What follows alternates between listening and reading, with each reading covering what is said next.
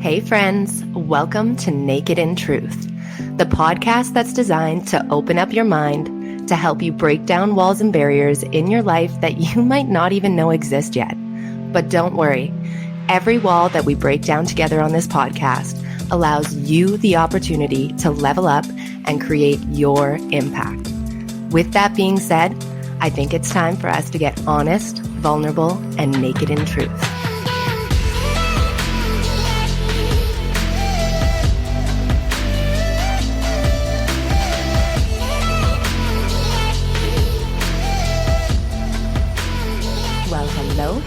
Hello, and welcome back to the Naked in Truth podcast. It is me, Sari D, and I hope that your week is off to a great start. We are back this week with a very motivational guest speaker. I am so blessed to have Jeff Wickersham here with us. And guys, he is the best-selling author, high-performance habits coach, speaker, and creator of Morning Fire.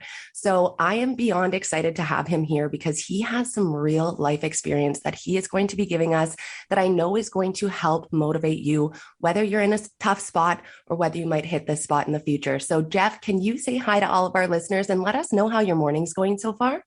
Hey, everybody. I am so excited and thrilled to be here. Grateful for the opportunity. And my morning has been amazing. Crushed my workout, meditated, all these things, stacked these wins, got this positive energy force flowing. And I'm just excited to get in the conversation.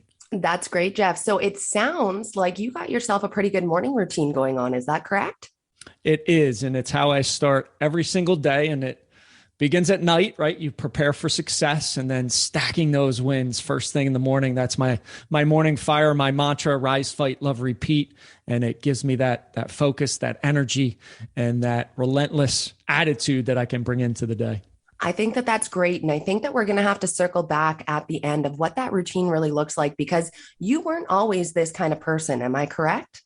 Absolutely not. I was not. And when I was younger, I was terribly shy, where the thought of actually being on a podcast would have totally crippled me. And really?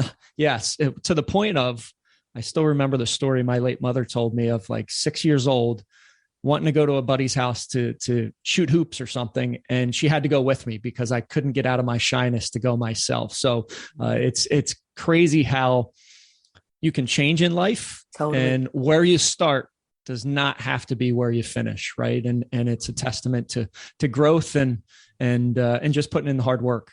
That's beautiful. I love that. Great outlook and way to inspire us right from the beginning there. So with you being that shy boy, what did that kind of look like in your younger years? Did that mean that you were feeling disconnected from peers around you? Did you feel like you maybe didn't fit in and you weren't able to experience what others were around you? Or did that kind of force you to feel like, hey, I need to lean on something to kind of get out of my comfort zone? So I definitely felt from time to time that I didn't fit in, and my avenue to fitting in was sports. And I excelled on the basketball court, football field, and baseball field. So that allowed me to get out of my shell and feel much more accepted, right? When you excel in something, you automatically get that acceptance regardless of your shyness or your attitude or how you look, right? So that was definitely the avenue too, and probably why I love fitness to this day, exercise every single day, because that was the gift that I was given to get out of that shyness. That's amazing. So when you're looking at your sport playing years, is that when you started to dabble in, maybe some alcohol, maybe some easy drugs? What did that kind of look like? Or was that something that you waited to get into until your adult years? It started in high school, right? Okay. Like most of us do, right? Right. And I remember, gosh, when I was a junior in high school, we had a fantastic football team. I was the only junior that started on the varsity from an offensive perspective. Okay. And we were supposed to win the division, but these guys partied every single weekend, and they didn't win the division. And actually, we were better as seniors because our coach at the time made us sign a commitment form that you wouldn't touch alcohol or any substance for a full year. And I did it for that full year. And we were better as a senior class where we didn't have an ounce of the talent that they did. So it was definitely, looking back now, I can connect the dots and make that correlation to what you're doing outside of the football field and how much it impacts your performance on the field. Absolutely. Okay. So you felt like you had structure, you had discipline, you had community, you felt like you had purpose because, when they got you to sign that waiver, you're like, I can see that my destiny is more important for playing football at this moment than, partying with my friends. So it sounds like it was a really awesome year. What happened after that?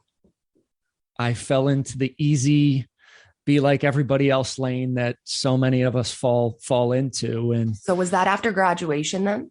That was after the football season. So then, yes, I fell back into that lane of partying on the weekends with my buddies, and then in college that accelerated to starting. So what did the partying really look like when you were getting started? So did you feel like you were always in control of alcohol? Was it just that, you guys were trying to chug some drinks and it just kind of started escalating from there? Or what did that look like?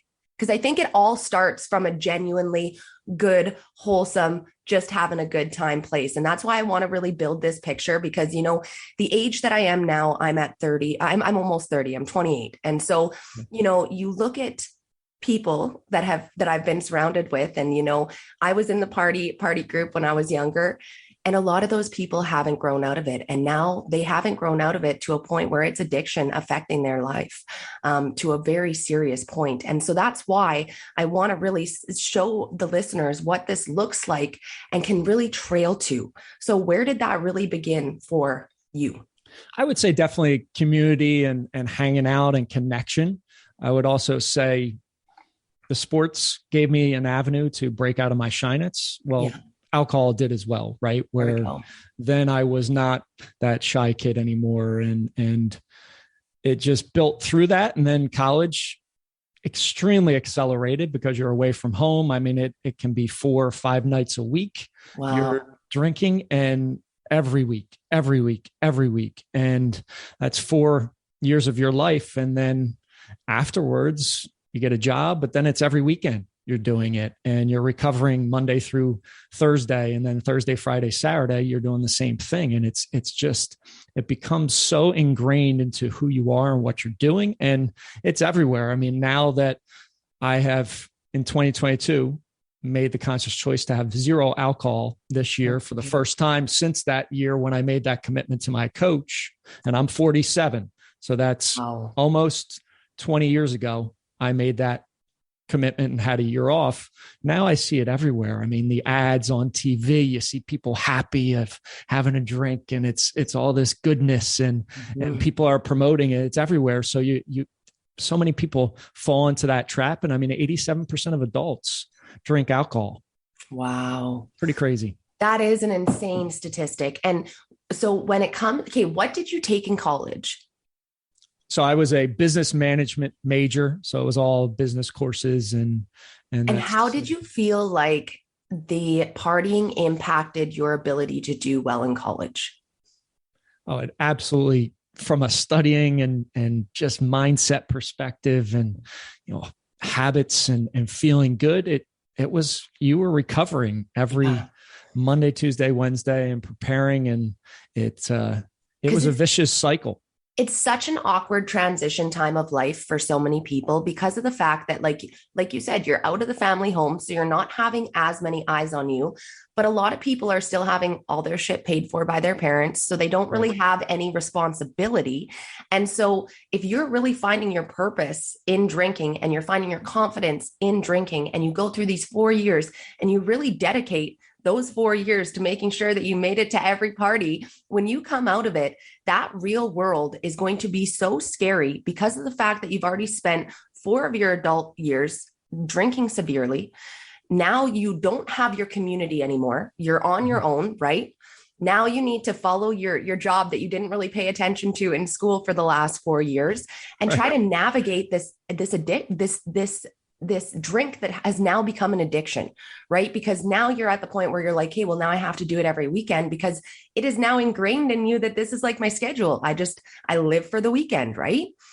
So at that point, when you made it through college and you were on your own, was your drinking starting to get heavier when you were by yourself? Or what did those years kind of look like building up out of college? It was a mess on the weekends. I mean, we were getting drunk to get hammered and forget, and it was scary. I mean, I bless God every day that I didn't do something or hurt somebody else, either driving impaired or just being out and being crazy and doing stupid things.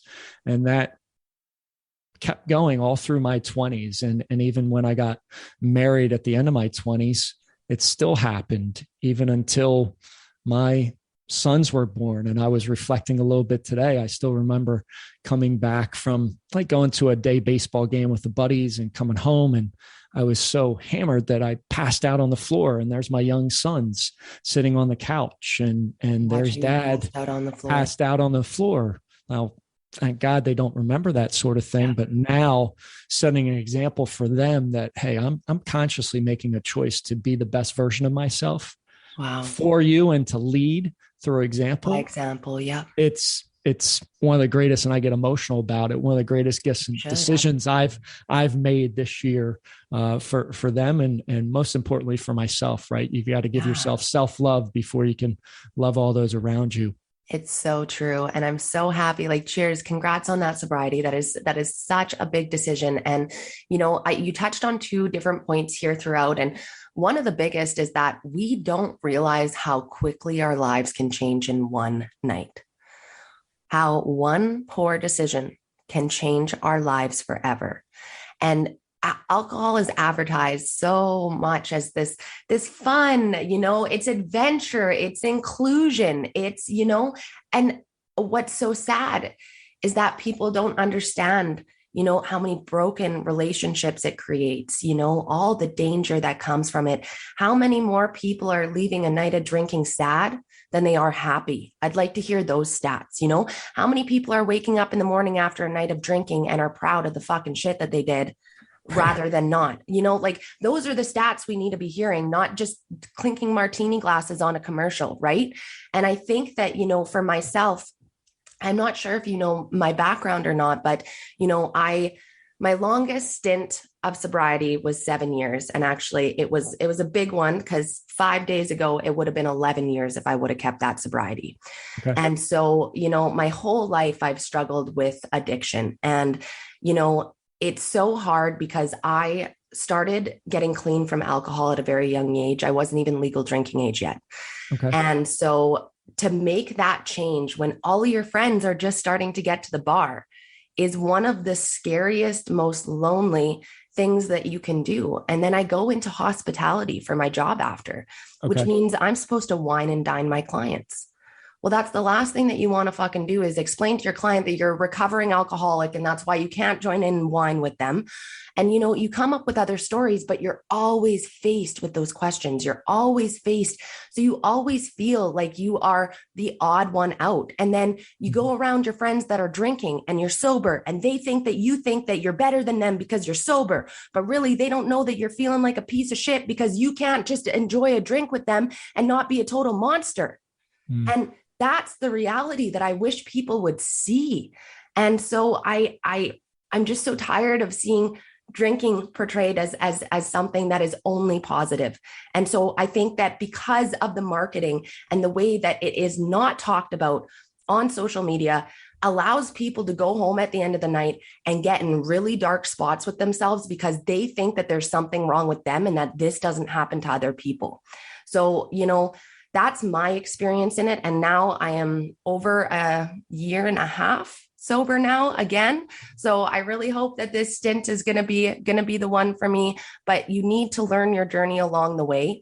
And that's like you telling your stories of, passing out on the floor and remembering that you still woke up the next day and you still chose to have another drink after that. That wasn't your rock bottom.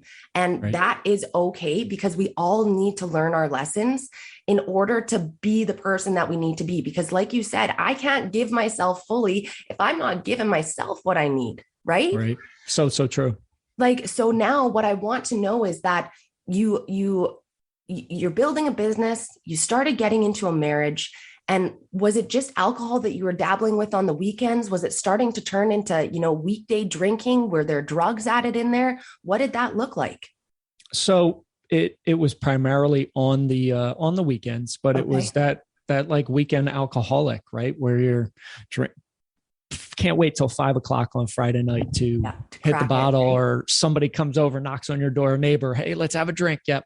That's what it was Friday and Saturday night. Sometimes it would be Thursday night, sometimes Sunday night, mixed in, but that was every single weekend. Yes. And obviously dabbled in marijuana in those years as well. The other very insidious piece is then there was the porn piece, and porn was, watching so much of it and just addicted to that. And that's something that even I feel more scary than alcohol, because people just don't even talk about it at all. And I know I have friends that are like, I'm on the computer for 2 hours, and I'm like, that is it's crippling you. And you're seeing it. So that was another piece that this year I said, no alcohol, no porn. And we're 6 months into it, and I have stuck to my guns and my commitment to myself there.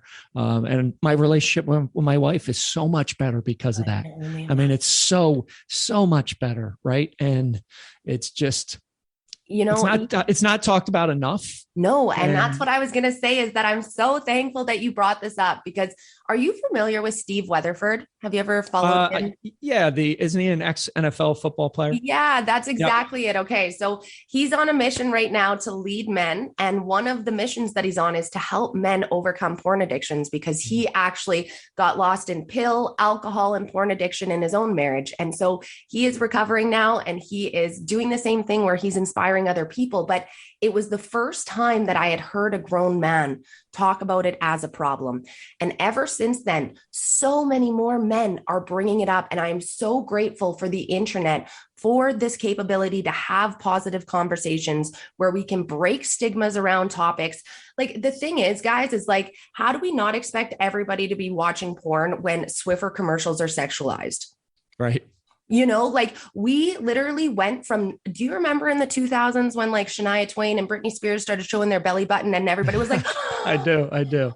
And now it's like Cardi B, Wet Ass Pussy is playing on the music in the mall for the kids to hear. I'm like, how did we accelerate from 0 to 1,000 so quickly? How do we not expect for us as humans in our home privately not to fall into these types of addictions, right? And so I just want people to know that there's no shame in this type of thing. And there is absolutely no shame in what we fall victim to as humans, but we need to be honest people about how it's affecting our lives, our relationships, and truly our relationship with ourselves, because we are smart enough to assess whether something is healthy or not for us. I don't care who you are, how intelligent you are. We are programmed that way. It's a natural instinct. It's just that we choose to not look at our shit that we don't want to look at that stinks.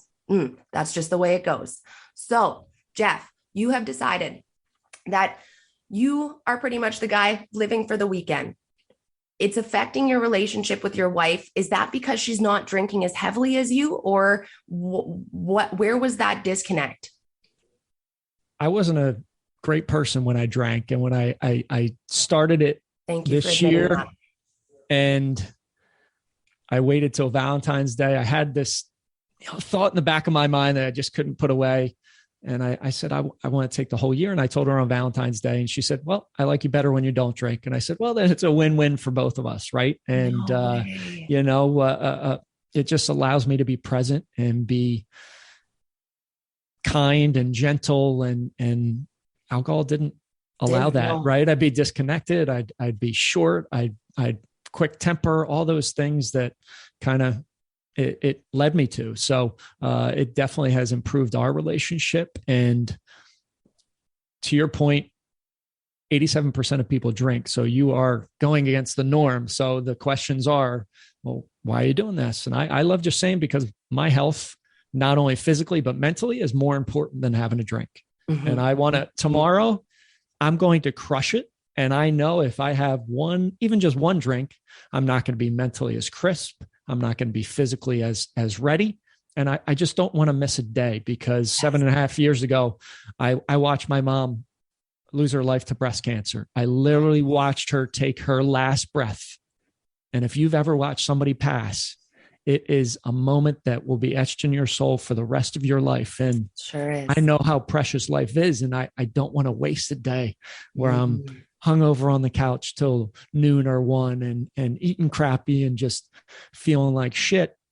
And I don't want my sons to go down that path. And I tell them all the time, if you see everybody going down that road, you better run the opposite way, because that is where the easy route is, the painful route, the route of just numbing yourself and not stepping into the best version of yourself. And it's a route of, hey, depression, anxiety, stress, all these things that so many people are facing. It's because they're going down that route that the herd goes down, and they're too scared. To your point, they know what to do, but they choose not to. And you're going to pay a price in life, whether you pay a price now or later. And I say related to exercise. Yeah, I pay the price every single morning now. So when I'm 75, 80, 100 years old, I'm still going to live a great life, where if you delay that price, you're working off that savings, right? That's it. That's it. Where if you don't pay the price now, you're going to pay it later, and you're not going to be any shape mentally or physically to battle it. And you're going to live a shorter life. You said so many good things there that I actually had to write a few of them down so that I didn't forget. So I want to start out by saying that you had mentioned at the beginning of this podcast that you enjoyed drinking because of the fact that you were shy and it helped bring you out of your comfort zone. Fast forward to Jeff before he quit drinking. He became a man who was angry, who, didn't treat others nicely when he drank. What happened to that bubbly, confident Jeff? Well, let's remember here, guys. Jeff wasn't dealing with a problem where he needed alcohol. Jeff was dealing with a confidence issue. And that is why that's why he was shy about himself and felt like he could come out more. But for like 20 some years, Jeff never dealt with that confidence issue.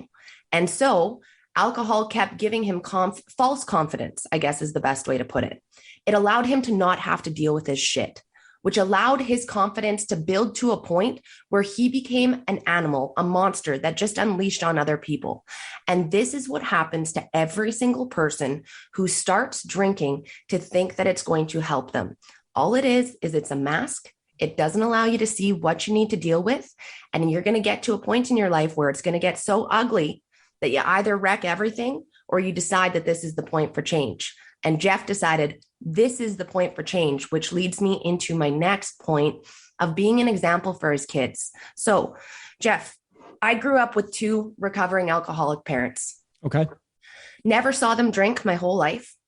I had friends where their parents drank all the time. So so much so that when I was a kid playing in the bath, I was making wizards and potions and my girlfriend was playing bartender. And I was like, what? But you live in 2 different households. Right. So I would go over there for celebrations and it would look like so much fun. All the families there, they're all drinking. It's a time and a half. My family, very quiet, very small family, not really any friends. Well, to me in junior high, I'm like, you guys are fucking boring. You have no friends. You have no life, not understanding. And all they kept telling me is do not drink, do not drink. But they wouldn't tell me why. They wouldn't tell their life experience of why they chose not to drink. It was always just don't do this. Don't follow in my footsteps. Don't smoke while they're looking at me smoking a dart. Like all these things where if I could go back and teach them how they could have done it better for me, it would be to not be afraid to share their stories and their experience, because just telling your kids not to do something is not going to be enough. And sometimes we'll push them to a point where they want to do it more because they don't understand why they're being told not to. Does that make sense? Totally makes sense. Yep. Absolutely makes sense. And one of the things both my sons play sports and now they're hitting the gym heavy and hard. And I say, you add alcohol into that, it totally cripples what you're doing. And in these past 6 months, I'm at 47. I'm more ripped than I've ever been in my life. Hey. And I tell them, you see what's dad's doing? It's because I don't have alcohol in my system at all. Hey. And I really strive to connect those dots. So when they're thinking or their friends like, oh, everybody have one. I want them to think, well, if I do this, then what I did in the gym the last week and a half is gone. Yeah. And I'm not going to be able to perform on the athletic field. So making that connection is definitely important. I think that you as well being here, telling your story, whether they know the full story now or not, though, they will get to an age where you're ready to tell that. And the fact that you were already there, putting in the work, inspiring other people, like, dude, you're already there. So just, I'm very, very proud of you. And I know that you're leading such a great example for your family. And that makes me want to lead into, what was your rock bottom? What got you to saying, like, dude, this is 20 some years of drinking. I'm clearly not becoming more of the person that I want to be. What was your tipping point? Because like, that's a long ass time. It really is. And there was a couple, I'd say minor bottoms, not a total rock bottom, but I hear you. I still remember when I left corporate America after my mom passed, I opened up a gym because I was always into fitness, like I said. And I still remember being out partying with my neighbors till like 2 and 3 in the morning, waking up at 7 o'clock to go teach a class at 8 o'clock at my gym. And I remember my wife saying, how are you going to go teach people about being fit and healthy when you stink of alcohol? And, you know, that was a powerful bomb that she threw my way. And as I reflect back, that was definitely started the trend penetrate. Of, right. Of like, you're right. That is, you're calling me on the carpet. I shouldn't be that way. And then through some terrible experiences with COVID and just all of that, I knew, and I'm on this constant quest to be a better version of myself today than I was yesterday. And as I thought about, okay, what are the, and I came up with 2, obviously, what are the 2 things that are my kryptonites that cause me to stop and not step into my true confidence that I've built up through repetitions day in and day out? That's where this year it was alcohol and it was porn. And I said, if I cut those 2 things out, imagine the forward progress I'll make every single day. And 6 months in, I feel amazing. And I'm having an impact, and my family's so connected now where we're all exercising, we're all on the attack. Like it's just such a powerful force. Yes. And so many families are so disconnected in the world today where we're on our phones, or dad's a big drinker, mom's trying to get healthy, but they're so disconnected. Imagine having that family almost be like a sports team. It's a straight powerhouse. Oh my, and it gives me goosebumps just talking about it. Like I still remember my wife's a teacher, and my kids and my wife were off the first day for summer break on a Monday. And my dad's going to be 76. He comes up, still works out with me a couple of days a week because he wants to stay young. Amazing. And he says, where's everybody? Thinking that they were sleeping. It was 9:15. And I said, Jackson, my oldest son's at the Y. My wife Heather's at spin class, and Carter came out and he said, I'm going for a run. And he was like, what the heck is happening? And I said, we're on our toes. We're attacking. Like, this is amazing. So it's been an amazing journey. And I love that now we're such a cohesive unit, and that's where you can pull tremendous power and operate in your truest self. Well, and I want to touch on something there, because in today's day and age, it's very easy to give up on things. Right? It's if something's not working, you just go buy something else, you move on to something else, or you get divorced and get a whole new partner. Cheers to your wife for seeing so much in you, the true you, right? There's not many people that can see that in their partner, especially when it's being masked by something like alcohol. And, I watched you look at your arm, and I could see the tears well of you being so proud of where your family's at now. And I just want to say that you deserve every bit of that, because you guys put in the work to get there. That's the thing, is it wasn't just Jeff and his family woke up one day and they're the poster idol family for for staying healthy. They put in the work. Nobody saw those dark days. Nobody saw those nights of tears. Nobody saw, where you're like, fuck, can I even make it through this? Am I going to amount to anything? Because I know that we all have those discussions with ourselves, right? Right. It's part of the journey. So, you deserve every bit of this. And I just want to congratulate you on how far you've come. I want you to now tell the viewers, how are you impacting other people's lives?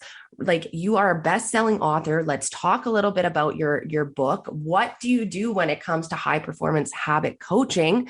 There's some goodies that tie in there, and we want to know.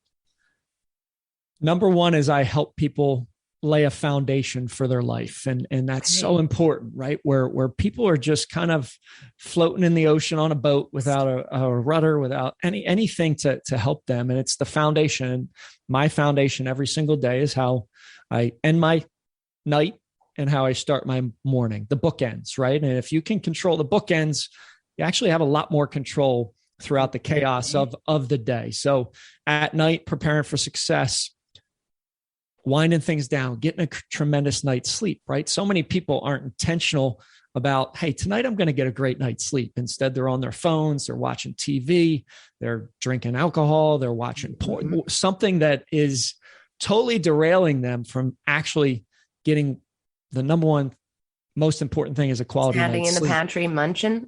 right late night snacking, all those things, and sleep is so important for us to restore physically and mentally. So preparing for success at night, and then stacking wins right when you start your day. And that's where the rise, fight, love, repeat comes in. That's the name of the book. You're rising like a phoenix, reborn each day, right? New possibilities, new opportunities. You're fighting for your physical fitness, mental fitness, nutritional fitness. And we need that dog fight mentality. So many people are just flatlined. No, get on your toes, get aggressive, fight for what you truly want.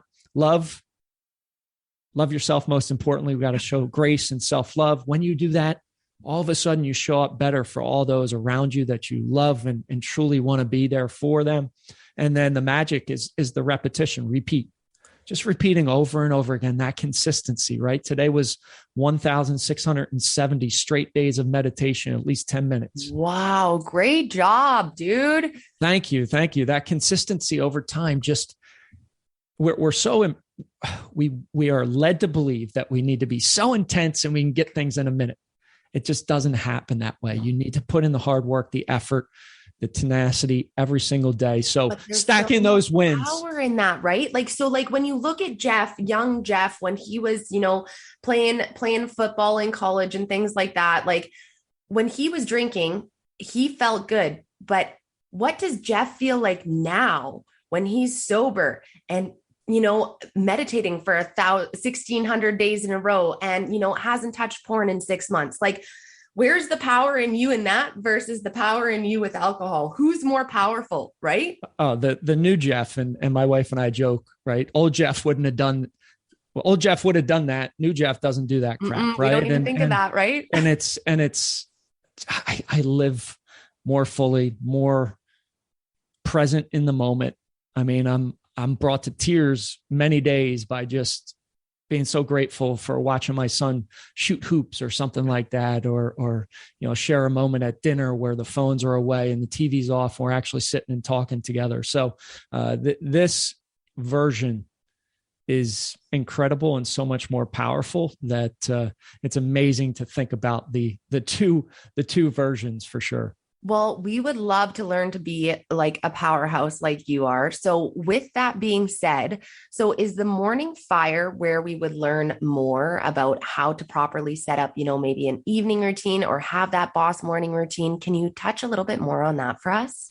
Yep. They can, anybody can go out to themorningfire.com. I got a ton of content out there, podcast, as well as a YouTube channel. So it's all out there, or go out to Amazon and grab the book. It's a short read, Rise, Fight, Love, Repeat, Ignite Your Morning Fire. That'll give you the recipe at night and in the morning to stack those wins and create that focused energy and intentionally step into the best version of yourself. That sounds so badass. Okay, well, we are going to link those links in the notes. So make sure that you go and click down below, because we definitely need to make sure that we are taking control of what we can in our life. And, Jeff had mentioned at the beginning of this podcast that just because you are somewhere right now doesn't mean that you need to be there at the end of your days either. And that comes with change. And there's something that Jeff says that he doesn't realize correlates so well with me because of the fact. So I'm a personal trainer, and one of my taglines is do it differently. And so one of the things that you say is that if you want real change, you have to do it differently than before. So I'd like for you to touch on what do it differently means to you. Do it differently. And this is a muscle that you build, right? We hit the physical gym, but so many times we're not hitting that mindset gym and putting in the reps.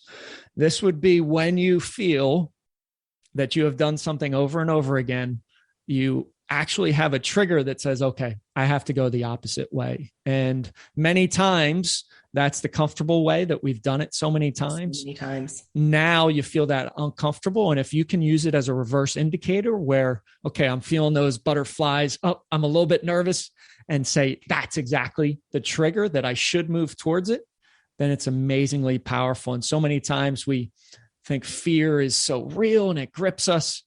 Wow, if you use that as a reverse indicator that that's exactly where I need to go, then doing different is a little bit easier. I think that, a big saying for me too is a lot of people think that they should only be excited when they're getting started on something. But the truth is you need to be excited and scared. That's how you know that you're ready. There is so much positivity and fear, and that is what's going to allow us to do it differently and go in the right direction. And so I want this message to really speak to anybody who might be feeling like, after listening to this podcast, that they are doing things in their life that they're not necessarily proud of, that they don't feel like is building up to their identity. And I want you to assess, how can you do it differently? And simply just taking time for that thought will allow for your mind to integrate that, so that when you go and do what you shouldn't be doing the next time, like Jeff said, there's going to be a little tug at your heart. It's going to say, maybe we should go in a different direction with this one. And it's up to you to have the power in that choice to make a difference. So Jeff, you have given us so many valuable tips and tricks to be able to overcome what we might be going through, whether it's exactly what you did or not. And that's the beautiful part about, I find, human behavior, is even though it's also different, it's so much the same in a lot of ways. So as the expert that you are, I would like for you to kindly leave the listeners with some advice. If they're going through something hard, how can they build up their life to take control and ownership of it, and to feel like they can do it differently? Okay, I'll give you three things. I love it. Power of three. One is, today is a gift that you will never, ever get back again. And if we can look at life in that manner, it just gives you a different lens to understand how amazing today is, and that you can create whatever you want to. So that's number one. Number two is, whenever you start something, we always like to look at this huge Mount Everest out in the distance. And when we look in that manner, what does the mind do? I can't do that. There's no way I'll be able to do it. So chunking it up to making that first step. And I want you to focus just on that first step, and make that first step so laughable that it's so easy that you're like, I can't even believe this is going to be the first step. And then take that first step, because that first step is most important. Once you take that first step, you'll be compelled to take another. So chunk it up. And then number three, and I did this with alcohol here this year, is you want to fully commit. You want to decide. You want to cut off any possibility of not doing it. You've got to make it public. And I made it public. I went out and posted it on my social channels. I talked about it on my podcast. I told my family and friends, I said, I'm not having a drink for 2022. And when you do that, there is a little switch that goes and flips in your subconscious mind, because you inherently don't want to look like a liar in public, even though most people aren't going to give a shit whether you do that or not. Yeah. But it changes something internally. And that's so, so powerful for change. Of a level of responsibility. Absolutely. Those three tips are fabulous. I know that people will take those forward. And what I really got from this podcast too is just, if there are any parents listening, please, please, please do not be afraid to share your journeys, what you view as your mistakes, with your children. It is you that is afraid of them judging you and feeling like a failure as a parent. But the truth is, wouldn't it be easier for your kids to learn from your mistakes than to have to go through them themselves? I'm going to leave you with that there. So guys, if you're struggling with sobriety, if you're struggling with porn addiction, please know that there is a place for you to be able to get help.